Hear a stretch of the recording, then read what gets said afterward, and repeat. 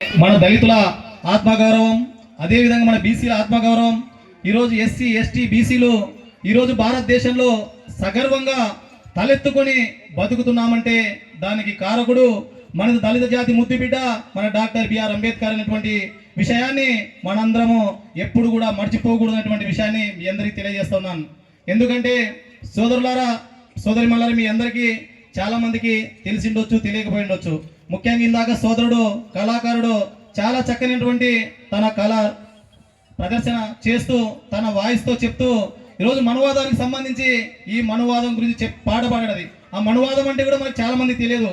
ఎందుకంటే ఈ ఉన్నత వర్గాలు మొత్తం కూడా ఈ మనువాదంలో ఇక్కడ ఉన్నటువంటి మనందరినీ కుల వృత్తులుగా, అదేవిధంగా ఎస్సీలు బీసీలు పనులు చేసేటువంటి వాళ్ళందరినీ రకరకాలుగా విభజించి మనందరినీ బానిసలుగా చేసేటువంటి అదే గ్రంథమే మనువాదం.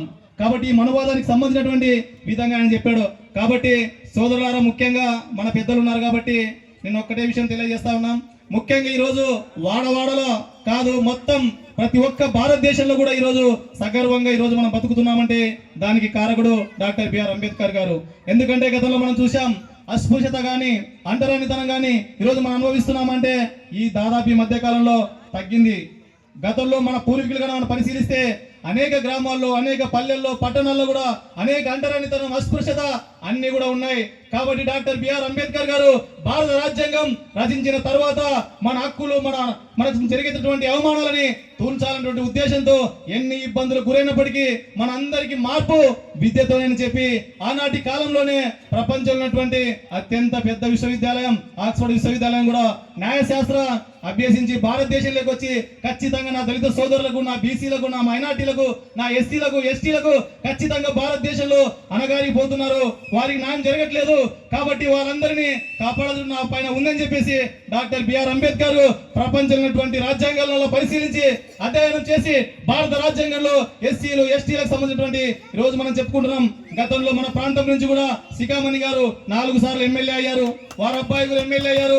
ఈరోజు మన అందరి పైన ఉన్నటువంటి మన నాయకులు బొగ్గుల దశగిరి గారు కూడా ఎమ్మెల్యే అయ్యారు. ఎందుకంటే మన డాక్టర్ బిఆర్ అంబేద్కర్ గారు పెట్టినటువంటి రిజర్వేషన్ల ద్వారానే ఈరోజు అనేక మంది ఎస్సీలు ఎస్టీలు బీసీలు మైనార్టీలు ఈరోజు ఆ రిజర్వేషన్ల ద్వారా మనం వస్తున్నాం. లేకపోతే అగ్రవర్ణాలు మనం ఎదిరించేటువంటి లేదు. ఎందుకంటే మనకి విద్య లేదు, ఆస్తులు లేవు. కాబట్టి మనం ఎదగాలంటే మనకి ఏకైక మార్గం రాజ్యాంగం కల్పించినటువంటి హక్కులు రిజర్వేషన్లు. కాబట్టి రిజర్వేషన్లని ఇచ్చినటువంటి మహానుభావుడు డాక్టర్ బిఆర్ అంబేద్కర్ గారు. కాబట్టి సోదరులారా, నేను ఒకటి విజ్ఞప్తి చేస్తున్నా, అంబేద్కర్ గారు కొందరి వాడు కాదు, అంబేద్కర్ గారు మనందరి వాడు.